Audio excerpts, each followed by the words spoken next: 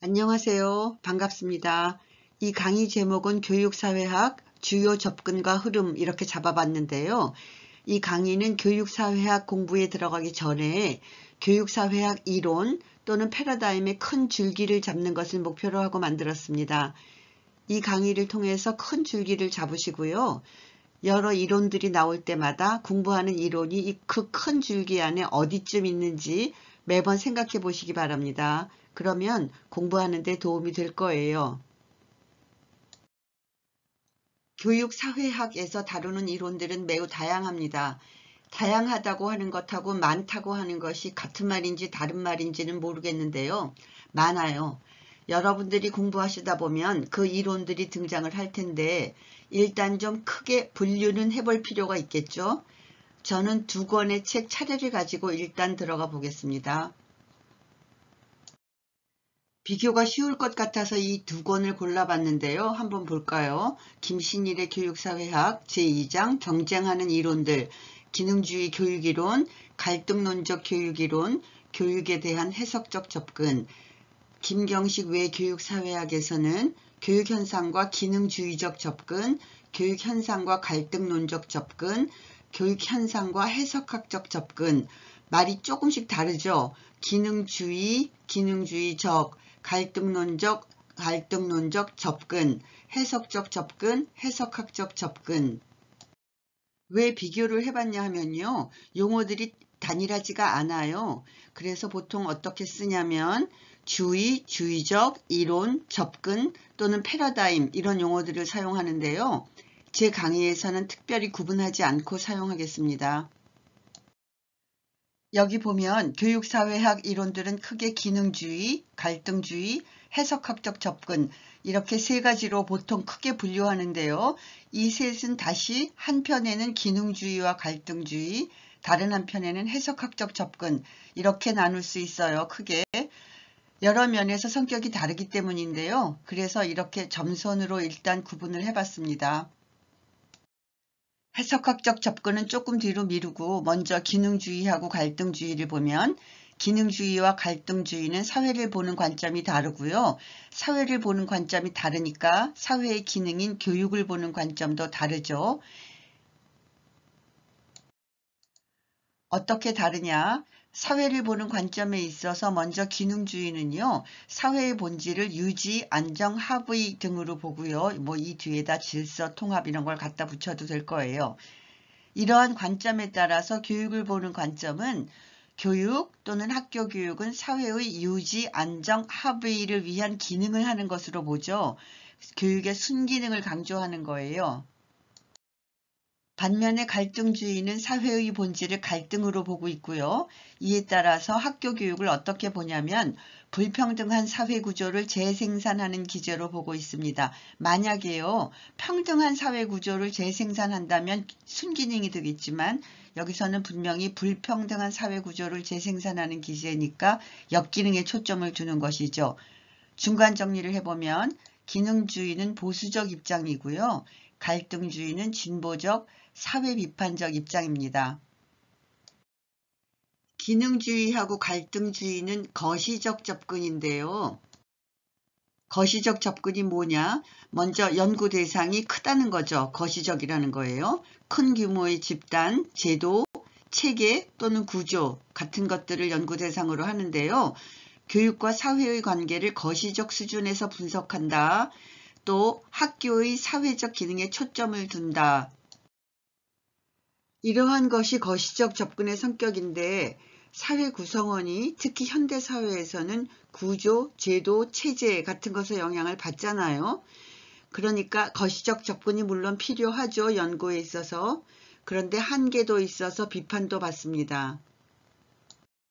거시적 접근에 대한 비판은 첫째, 기능주의든 갈등주의든 거시적 접근은 인간을 사회화의 산물로 보면서 인간의 창의성, 자율성 같은 것을 무시했다는 점이고요. 둘째, 인간 생활에는 미묘함이 있고 복합성이 있는데요. 그러한 것에는 관심을 두지 않고 학교 생활의 실체를 이해하지 못하며 교사와 학생 간 인간관계 요인을 파악하지 못한다는 거예요. 이러한 것들은 구조, 제도, 체계로는 볼 수 없는 것이잖아요. 그래서 거시적 접근은 교육에 대한 일반적인 구조, 이것에 대한 이해는 제공해 주지만 매일매일 교실에서 만남을 둘러싼 생생한 사실, 이러한 것들은 알려주지 못한다는 것에 대한 비판을 받고 있습니다. 미시적 해석학적 접근은 여기 거시적 접근을 비판하는데요. 그러니까 미시적 해석학적 접근이 어떤 입장인지는 여기다 들어있죠. 다시 말하면 인간 존재를 창의성, 주체성, 자율성을 가진 존재로 파악하고요. 학교, 교실에서 일어나는 인간관계, 그리고 생활에 관심을 둔다는 것이죠. 다시 정리하면 해석학적 접근, 미시적 접근은 큰 사회에 대해서 분석하는 것이 아니라요. 비교적 규모가 작은 집단에서의 사회적 행위, 상호작용, 대면이나 면접 같은 말이죠. 인간관계를 중심으로 탐구하고요. 상징적 상호작용 이론, 민속방법론, 신교육사회학 같은 것이 여기에 속합니다. 이 중에서 신교육사회학은 성격을 좀 달리 보기도 해요. 기능주의, 갈등주의, 해석학적 접근, 거시적 접근, 미시적 접근 간단하게나마 설명이 되었고요.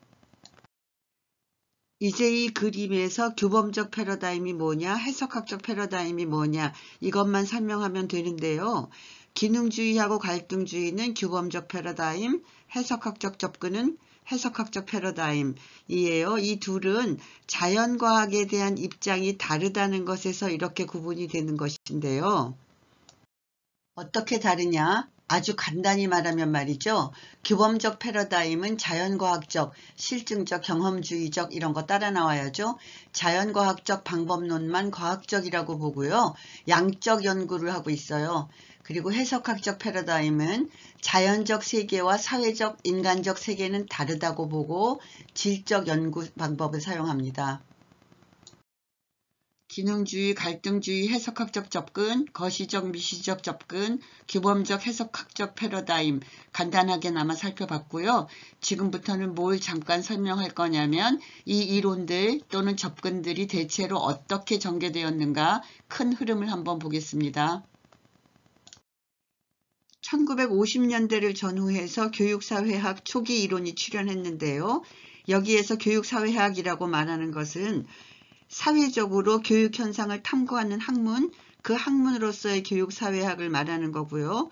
초기 이론이 1950년대를 전후해서 출현해서 50년대, 60년대에 기능주의가 지배적이었고요. 그러다가 1960년대 말 70년대 초에 들어와서 두 가지의 커다란 변화가 일어났는데요.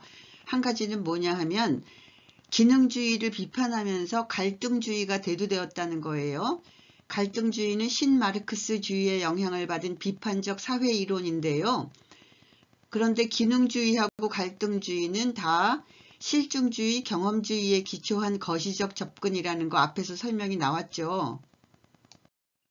두 가지 변화 중에 갈등주의가 대두됐다는 것이 한 가지 지금 얘기했고요.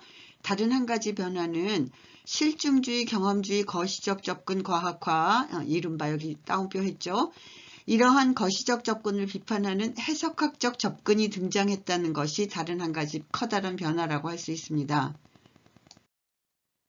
이론적 기초를 제공한 학자들을 보면 기능주의에는 오기스트 콩트, 에밀 디르켐이 있고요.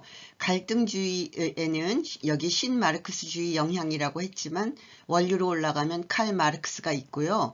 해석학적 접근을 얘기할 때는 막스 베버가 많이 인용되는데요. 아주 시작하면서 인용이 되죠.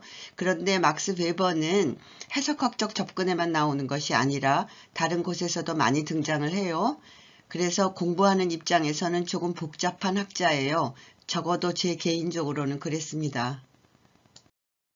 그리고 물론 아시겠지만 콩트, 디르켐, 마르크스, 베버 모두 지금 살펴보고 있는 1950년대 이전에 살았던 학자들이고요. 모두 사회학의 거장들입니다. 이제 강의를 마무리할 때가 되었는데요. 제가 여기서 꼭 얘기해야 되는 것이 있어요. 그게 뭐냐면 이 강의가 살펴본 것은 문자 그대로 객관이라는 것입니다. 강론에 들어가기 전에 단순화해서 객관하는 것은 필요하죠. 그런데 대체로 이렇게 분류할 수 있다는 것이지 자세히 들어가면 복합적 성격을 띤 이론들도 있고요. 또 학자에 따라서 다르게 분류하기도 한다는 점 꼭 염두에 두시면 좋겠습니다. 물론 이 강의에서만 그런 것이 아니라 다른 공부를 하실 때도 마찬가지잖아요. 이 강의를 만드는데 김경식 외 교육사회학, 김신일 교육사회학, 이종각 베이직 플러스 교육사회학 등을 참고했습니다. 여기까지입니다. 감사합니다.